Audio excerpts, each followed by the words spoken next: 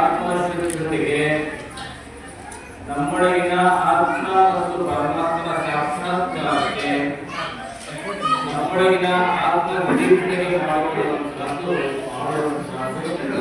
ಭಕ್ತಿ.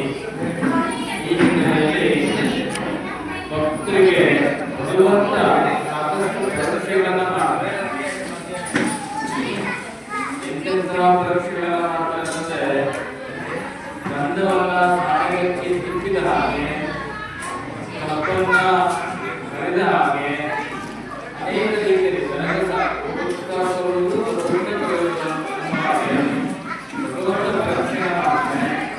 ಆ ಪರೀಕ್ಷೆಯಲ್ಲಿ ಯಾರು ಉತ್ತೀರ್ಣರಾಗ್ತಾರೆ ಭಗವಂತನ ಕಾಮಗಳಾಗ್ತಾರೆ.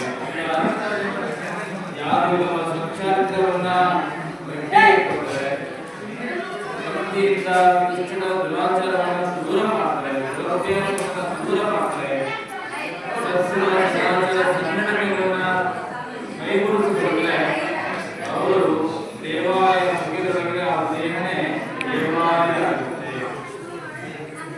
ಮಾನವ ಮಹಾದೇವನಾಗ್ತಾನೆ, ನರ ನಾರಾಯಣನಾಗ್ತಾನೆ, ಆತ್ಮ ಪರಮಾತ್ಮ ಆಗುತ್ತೆ. ಆ ಹಿನ್ನೆಲೆಯಲ್ಲಿ ದೇವಾಲಯವನ್ನು ಕಟ್ಟುವಂತ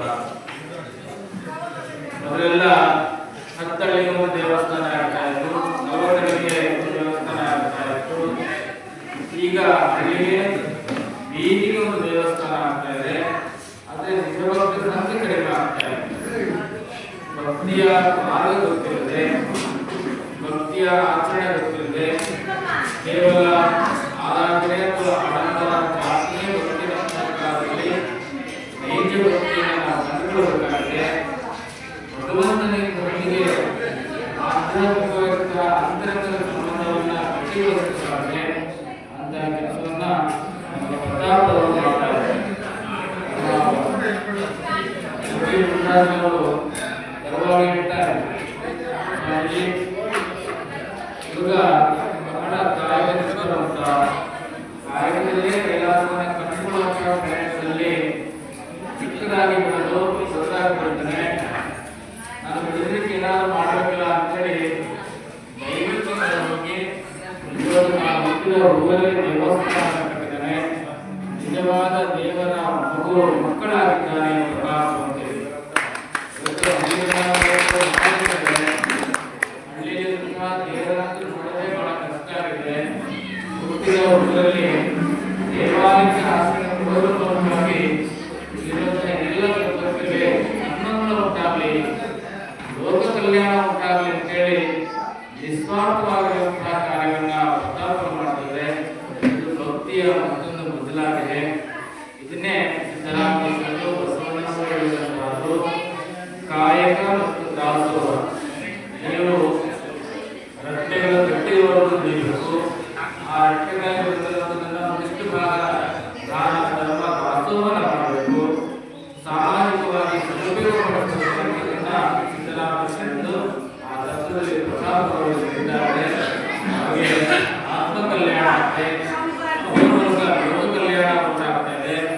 ಆತ್ಮಕಲ್ಯಾಣ ಲೋಕ ಕಲ್ಯಾಣ ಜೊತೆ ಜೊತೆಗೆ ಮಾಡಿದರೆ ಮುಂದೆ ಸಾಧಕರಾಗಿ ಸಂತರಾಗಿ ಇರುವಂತಹ ಸಾಧಕರಿದ್ದಾರೆ. ಆ ಹಾದಿಯಲ್ಲಿ ಪ್ರತಾಪಗಳವರೇ ಅದ್ಭುತವಾಗಿ ಈ ಗ್ರಾಮಕ್ಕೆ, ಈ ನಾಡಿಗೆ, ಕ್ಷೇತ್ರಕ್ಕೆ ದೇವಾಲಯಗಳನ್ನ ಶುಭ್ರತೆ ಇಟ್ಕೊಂಡ್ರೆ ಯಾವುದೇ ಕಾರಣಕ್ಕೆ ದೀಪವನ್ನ ಹಂಚಲಿಕ್ಕೆ ಬಿಡಬೇಡಿ. ನಂದಾದೀಪವಾಗಿ ದೇವಾಲಯದ ದೀಪ ಬಿಡಬೇಡಿ. ಕಾರಣ ನಂದಾದೀಪ ನಿರಂತರ ದೇವಾಲಯಕ್ಕೆ ಭಕ್ತರು ಬರ್ತಾ ಇರಬೇಡಿ. ಭಕ್ತರು ಬರದೇ ಇದ್ದಾಗ ದೀಪ ಹಂಚಲಿಕ್ಕೆ ಸಾಧ್ಯತೆ ಇದೆ. ಭಕ್ತರು ಬರ್ತಾ ಇದ್ದರೆ ದೀಪ ಇನ್ನೂ ಹಂಚಲಿಕ್ಕೆ ಸಾಧ್ಯತೆ ಇರುವುದಿಲ್ಲ. ದೇವಾಲಯಕ್ಕೆ ಬನ್ನಿ, ಸಮಾಧಾನ ಚಿತ್ರದಿಂದ ದೇವಾಲಯದಲ್ಲಿ ಕುಳಿತುಕೊಳ್ಳಿ. ನಿಮ್ಮನ್ನು ನೀವು ಆತ್ಮನಿರೀಕ್ಷಣೆ ಮಾಡಿಕೊಳ್ಳಿ.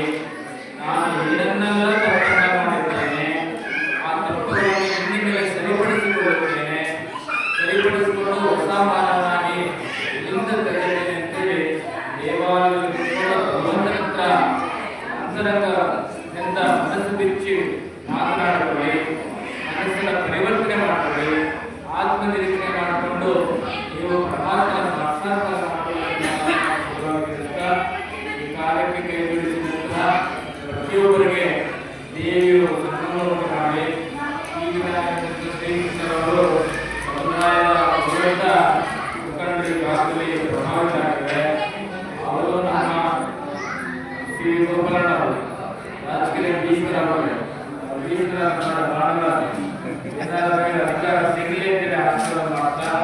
ತ್ರಿಭುವನ ಸಮನ್ವಯ